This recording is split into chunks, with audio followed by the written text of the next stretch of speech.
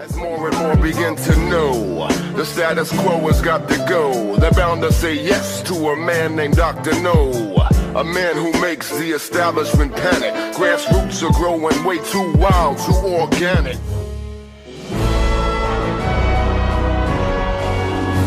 Hello everyone, and thank you for tuning in to the Weekly Report. Federal court makes this July 4th a true Independence Day. While Americans were enjoying hot dogs and fireworks this 4th of July, federal Judge Terry Doughty commemorated Independence Day by striking a blow for the separation of big tech and state. Specifically, he issued a preliminary injunction prohibiting a number of government officials and agencies from communicating with social media companies to request they censor certain posts. Judge Doughty wrote that if the allegations made by plaintiffs are true, the present case arguably involves the most massive attack against free speech in the United States history. This may seem like hyperbole until one considers that the list of those affected by this injunction includes White House Press Secretary Karine Jean-Pierre, the Centers for Disease Control and Prevention, the State and Health and Human Services Departments, as well as the Justice Department and the FBI. Among the plaintiffs are Harvard professor Martin Kulldorff and Stanford professor Jay Bhattacharya. Professors Kulldorff and Bhattacharya were among the health experts who big tech censored at the behest of government because they dared question the government's message regarding COVID. People questioning government-supported claims of the benefits of lockdowns, the efficacy and safety of COVID vaccines, the use of masks to protect against infection and vaccine immunity being superior to natural immunity was silenced. Eventually, the establishment was forced to admit that many of the arguments of those like Kulldorff and Bhattacharya were correct. However, by that point, many of those courageous enough to speak out had already suffered irreparable damage to their reputations and careers. Contrary to the COVID authoritarians and others users of science claims to promote statist policies like the anti-climate change movement, science is in fact never settled. While much of the lawsuit concerns COVID censorship, some of the components revolve around the efforts to suppress the Hunter Biden laptop story. The effort to suppress and discredit the story may have influenced the election. Some Biden voters would have voted differently had they had full access to the information. The suppression of the truth about COVID and the suppression of the Hunter Biden laptop story were both justified as serving a higher good. With regard to COVID, the online censorship was justified as necessary to protect public health. In the case of the laptop story, it was justified as necessary to prevent Donald Trump from winning a second term. The now more widely known revelations regarding Hunter Biden's business dealings and the possibility that his father not only profited from them but used his position to government to be an active participant may help Donald Trump regain the Oval Office in 2024. Regarding the emails between government officials and employees of big tech companies shows that government officials clearly believe they had every right to tell these private companies how to run their businesses. The government officials even reminded them that the companies were in danger of having increased regulations imposed on them by the White House and Congress. This shows the folly of those who think that increasing government involvement with big tech will somehow reduce big tech censorship. The only way to make the internet a free speech zone is to build on Judge Doughty's decision. Separate big tech and the state. Thanks for listening.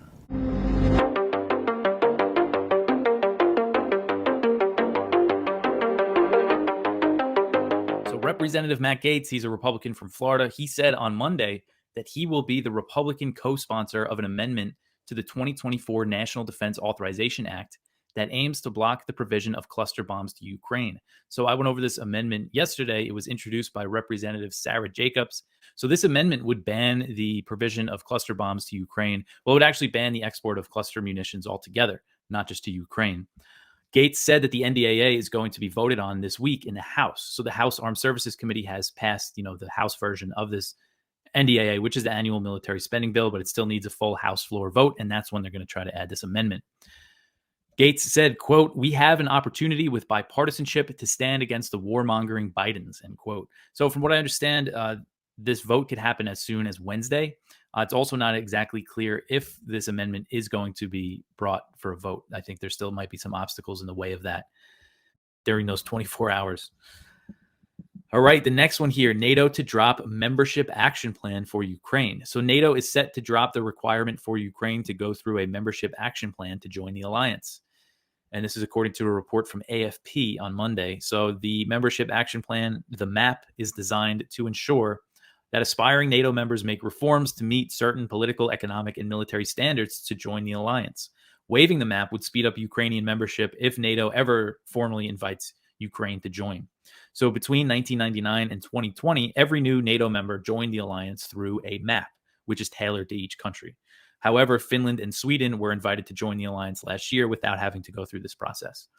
Ukrainian Foreign Minister Dmytro Kuleba welcomed NATO's expected decision to drop the MAP requirement, but is asking for more as Kiev seeks a formal invitation to join the alliance.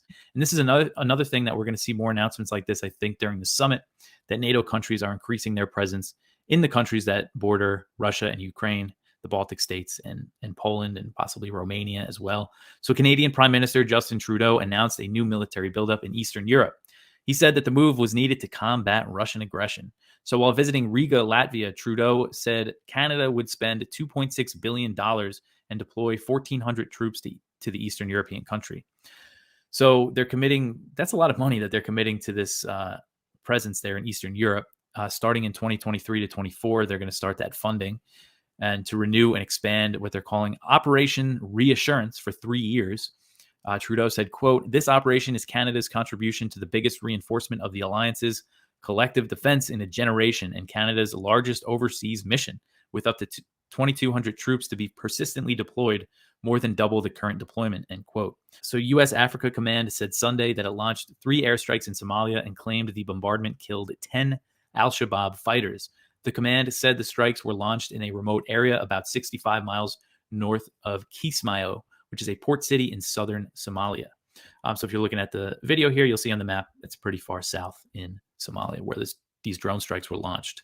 Again, 3 drone strikes. The initial assessment found no civilians were harmed, but we always have to mention that the Pentagon is notorious for undercounting civilian casualties, especially in Somalia, where we don't know what's going on the ground. Operations are shrouded in secrecy. So this was the first airstrike. These were the first airstrikes that AFRICOM reported in Somalia since June 1st. However, it's not clear if the command is reporting every U.S. airstrike in the country. According to Air Wars, which is a monitoring group that tracks U.S. and other countries' airstrikes, suspected U.S. airstrikes hit al-Shabaab fighters in Somalia on June 11th and June 16th. So it seems like even though AFRICOM's not reporting them, they're still bombing Somalia. They've been bombing Somalia. It's possible this is the CIA. I don't think that, they don't have to tell anybody what they're doing. This is from Middle East Eye. Ben Gvir says Israel is no longer a star on the U.S. flag. So this is Israel's national security minister, Itamar Ben Gvir, and he's one of the very, extreme settlers who is part of this new coalition Netanyahu government. And I just thought this was interesting because I didn't see, I forgot in the CNN interview that Biden did on Friday, he criticized this Israeli government. And Ben Gvir has hit out at President Biden for his recent remarks, calling Israel's current government the most extreme he's seen in the country's history, with Ben Gvir saying that Israel is no longer a star on the American flag.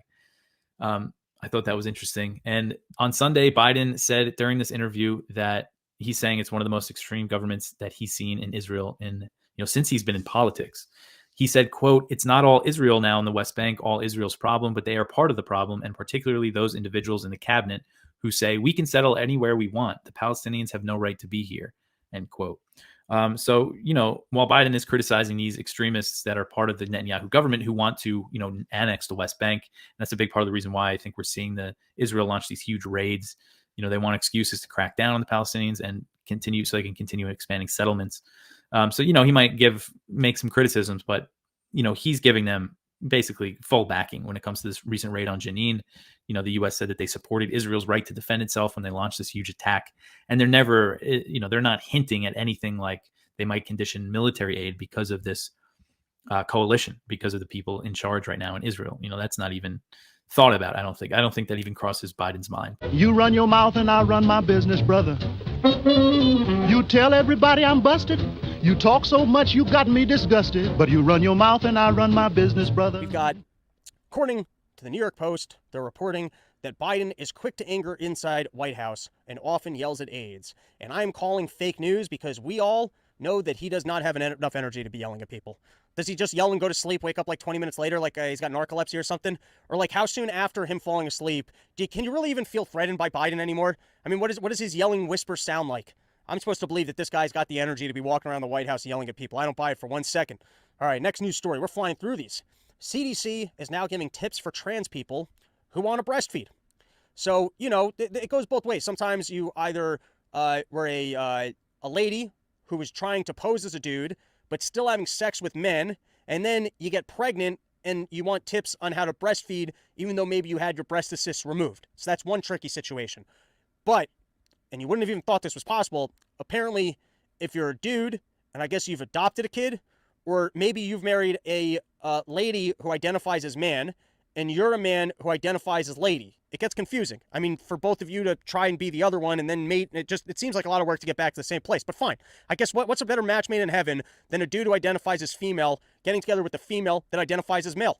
You would think that those couples would have to be out there. Who would be a better fit for each other than two swap genders coming together and then adopting a kid to live a normal lifestyle? And as a part of this normal lifestyle, if your mom who actually has tits doesn't want to breastfeed you, I hope everyone's following me here because I'm trying to do my best to, you know, be an ally and fully understand what these people go through. So you're a female who God put you in the wrong body. So you start off as a man and then you become female, right? And then you've married a lady who was actually a man.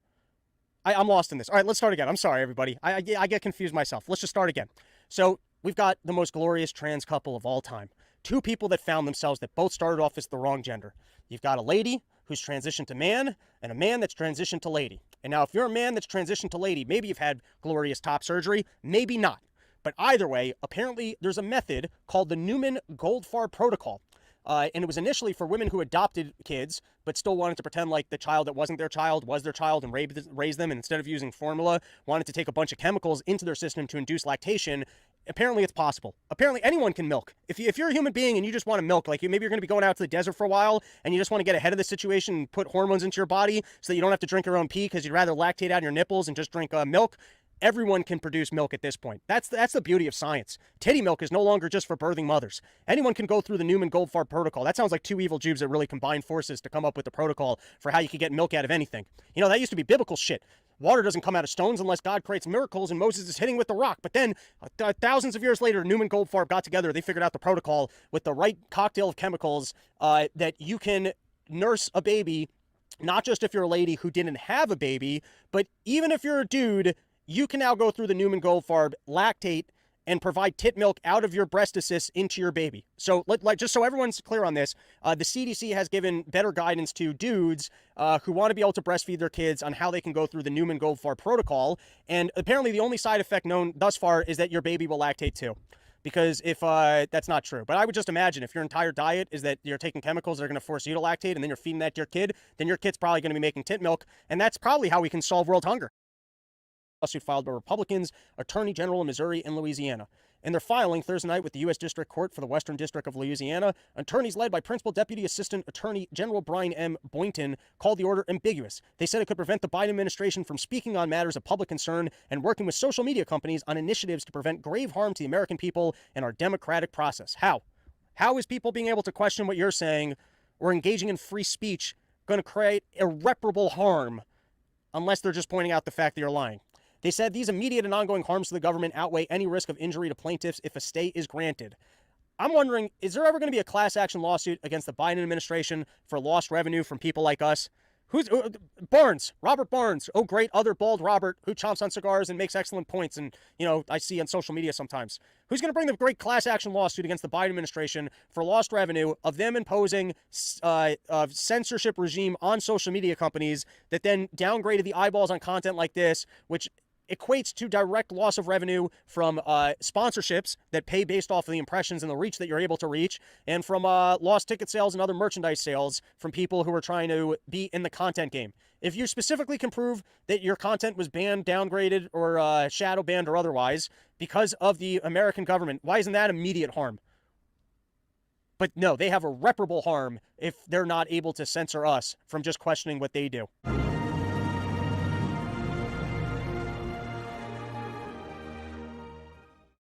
Are the leaders of Poland itching to put boots on the ground across the border in Ukraine? And are we in danger of the White House sending American soldiers to join them? I think there are too many people in Poland, and apparently also in Lithuania, who have dreams of reconstituting the Polish-Lithuanian Commonwealth. That was formed in about 1459 and went out of existence in 1794. It's not coming back. And the problem they have is they don't seem to understand that simply standing out in front of their Capitol buildings or in front of the group at Vilnius and saying, well, we Poles and Lithuanians are going to go in on our own. We don't need NATO backing. We don't want NATO backing. Doesn't make any difference. They're members of NATO. And if they should go in, whether it's a brigade of 5,000 or 6,000 or a division of 8,000 or 10,000, doesn't make any difference. If they go into Ukraine, they will be seen as a Trojan horse for NATO. And the Russians will regard them as such, and they will be attacked. And they will be destroyed. And then we're in a position back in Washington and London of asking, well, what do we do now? We let them go. They went in. They've been shattered. Now the Poles want to commit more forces. Lithuanians want to commit more forces. What should we do? Well, first of all, we should never let them do it. We should tell them if that's what you want to do, then you should leave the North Atlantic Treaty Organization. Get out. If you want to pursue your own territorial interests, your own narrow national strategic interests, that's fine. We have no objections.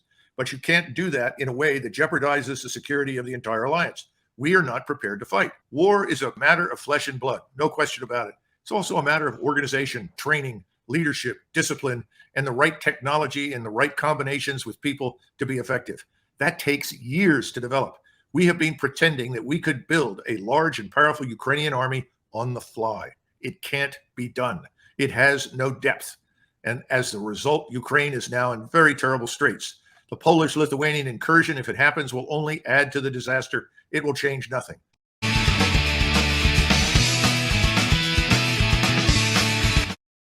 I just wanted to emphasize that, yeah, this is unusual, the way that the money supply has fallen this much. And it doesn't actually have to fall. I mean, the fact that growth turned negative, I mean, let's be crystal clear, we're talking about a negative number here, right? We're talking about the amount of money in the economy is less now than it was a year ago, which almost never, ever happens. So you'll see plenty of cases where growth in the money supply goes almost flat. It's up 0.3% or 0.5% or something like that year over year, but almost never goes to zero and certainly doesn't go below zero in terms of actually getting smaller. And so that has actually happened. Now, that hadn't happened at all in the last 30 years or so. The last time it had happened was in the early 90s. But to get to the sorts of numbers we're now looking at, where it was down 12% year over year in April, I mean, that's just huge. And you have to go back to the Great Depression to see those levels of declines in the money supply. Of course, then a lot of listeners are like, so what? What does that even mean? It's important because the boom-bust cycle is in many ways governed by how fast the money supply is growing or shrinking. And so you ended up with this big boom period over really... It has existed almost continually since about 2012 or so. I mean, here, right? And so they want to stop all the new loans going out and all the new monetary expansion. So they raise the interest rates. So they're trying to create a crash. And then, but it seems like we've had some sort of corrections.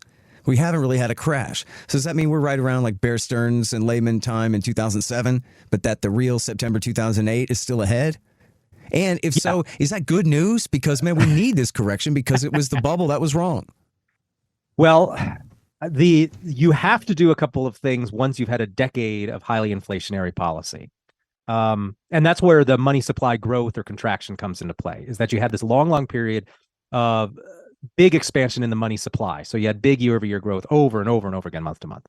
And that caused a bunch of asset price inflation, made stocks go up, made home prices go up. That made Wall Street very happy. Eventually, though, that when you create money, it's very unpredictable. Where's it going to go? What's it going to do? But by 2022, it started to filter into food prices and just everyday stuff that just the cost of living for normal people who weren't even looking at buying a house or buying any stocks. We're now looking at big price increases, 40-year highs. I wanted to point out this quote, I guess, from a shareholder meeting or something with from JP Morgan. And she's saying we need a recession because we need workers to be worried about their jobs so that they'll stop demanding raises. This is what everybody knows causes inflation, is when people who work for a living, salary, I guess lower end salary workers and hourly wage earners. When they finally have had enough and demand a cost of living increase or they'll quit, that's when inflation really becomes a problem for big business. And that's when they demand that government do something about it and clamp down on the rest of us. And I just wanted to point out how horrible and cynical that is.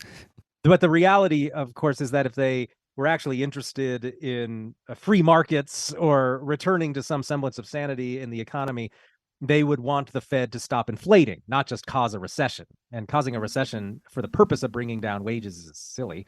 The reason the Fed should be allowing interest rates to rise, and again, the Fed isn't setting interest rates higher. The Fed's just easing off of its ramming down interest rates with its policy. In a somewhat unhampered economy, in a functioning economy, interest rates would be much higher than they are. But the Fed constantly intervenes to ram interest rates down to keep asset prices high to make Wall Street happy. Now, so Wall Street's saying, oh, well, here's what Wall Street really wants. They want you to somehow keep workers from getting uppity by reducing wages, but then they want the Fed to immediately go back to ramming down interest rates again so they can inflate the next bubble and keep asset prices high for Wall Street. So they want really two conflicting things at once, and they probably just figure the Fed can do both. Just get wages down, and then you can start inflating asset prices, because they want high asset prices, they just don't want high wages. Right. So they're fine with inflation. They're fine with monetary inflation. And it's not high wages that causes inflation. It's monetary inflation. It's creating money. And that's what the central bank does. But of course, Jamie Dimon and JP Morgan people, they're best buds with the Federal Reserve. Every time the Federal Reserve shuts down another bank, they hand over all its assets to JP Morgan. JP Morgan's happy. And I assume the Fed won't be done until there's like two banks left in America, maybe JP Morgan and Bank of America. I don't know. But it's, of course, a very nice inbred corrupt system that they have together. But yeah, because of what the Fed has done over the last 15 years, which is inflate the money supply so much, the only way out, unfortunately, the best case scenario is to have a real recession where you pop all of these financial bubbles and start with a more sound economy. And that's going to create temporary unemployment in the meantime, because everybody's working for these zombie corporations that rely on super low interest rates and Fed meddling to keep them afloat. They won't be able to stay in business and pay people salary, so they're just going to have to go away. But they weren't producing any value anyway. The only reason they even existed was because of Fed meddling in the economy. And which is why they're going to keep meddling in politics so they can stay in business at the expense of the market and reality and the rest of us. And I do appreciate how their first resort is just to cruelty. And, of course, the lower the wage that is being earned, the longer it takes for them to get the cost of living increase too, So they're not only not the cause of the price inflation, they're the last ones to finally get the adjustment for it. And then they got to take the blame for it all and take the hit. So I always appreciated the cynicism there, We need to make sure it's clear that when the Fed inflates the economy, the benefits of that new money go to bankers, to people who sell government securities on Wall Street, the people who already have assets. And the last people to benefit from new money creation are just ordinary workers further down the totem pole. But by then, prices have already adjusted up to take into account the reality of the new larger amount of money. So they don't even have a period where they could buy cheaper things with their larger amount of money that they've received. They're already facing higher prices. So yeah, they never had a beneficial period from the inflation like bond dealers did.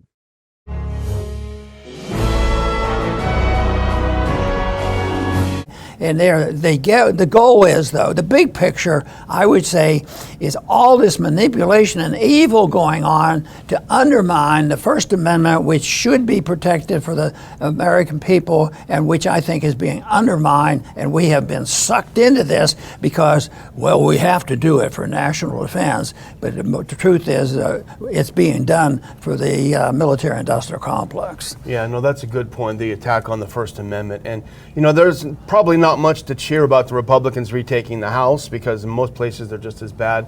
But this is actually, I think, one of the bright spots, which is we're getting a lot more information out of House Oversight and Judiciary Committee on just how deeply the weaponization and corruption of the FBI goes. We know they manipulated the elections. That's a fact, with regard to the Hunter Biden, with regard to the social media. We know they manipulated what we could learn about COVID. We know now that they're manipulating this. And then, we've talked about other things that have come out, but this is a new one. This came out yesterday. CNN actually came out, yesterday.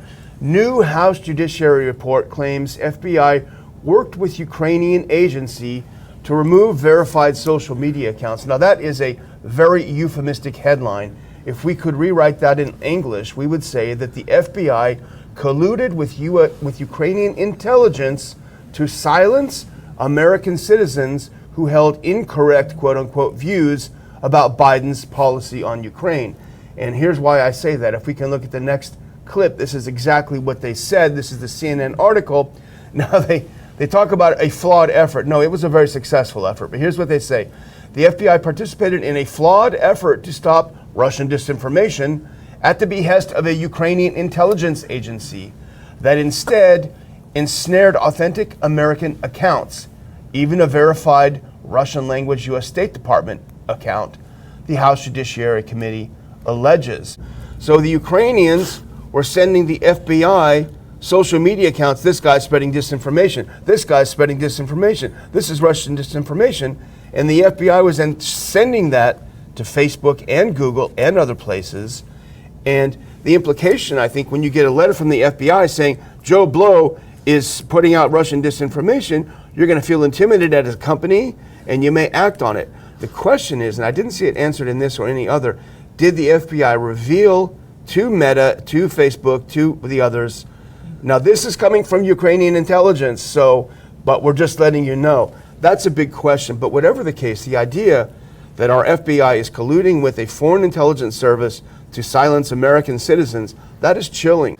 That, quote, spreading Russian disinformation is a euphemism for saying things I don't want to hear, you know. If you're a war hawk, if you're a neocon, I don't want to hear that. Like when we say that there was a coup in 2014 that the U.S. was behind to overthrow the government. That's Russian disinformation. You know, it's objectively true, but it's Russian disinformation. So the question that I think even we at the Liberty Report would have would be, what if the Ukrainian intelligence said, these guys are not on board with our war.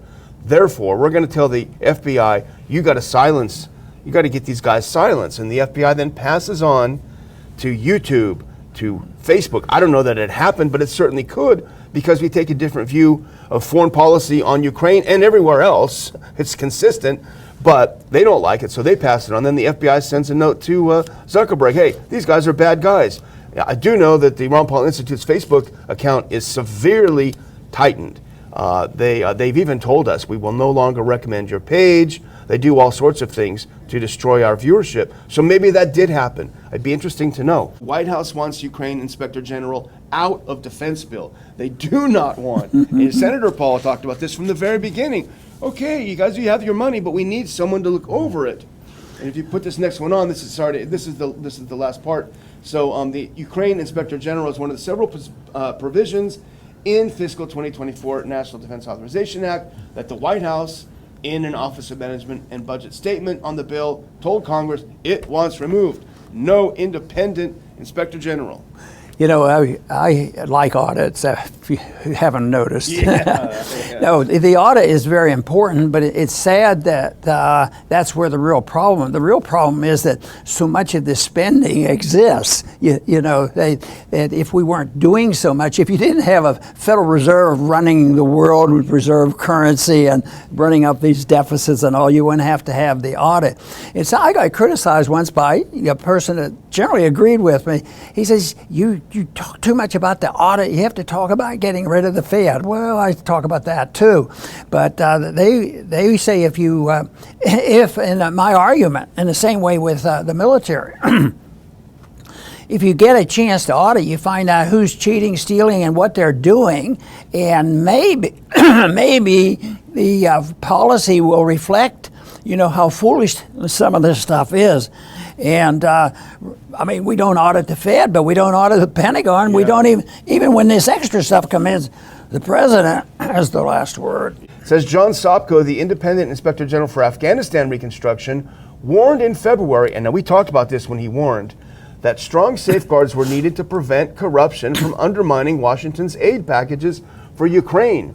Failure to learn from U.S. mistakes in Afghanistan, where much aid was diverted or stolen, could lead to a repeat in Ukraine, he said. And here's a quote.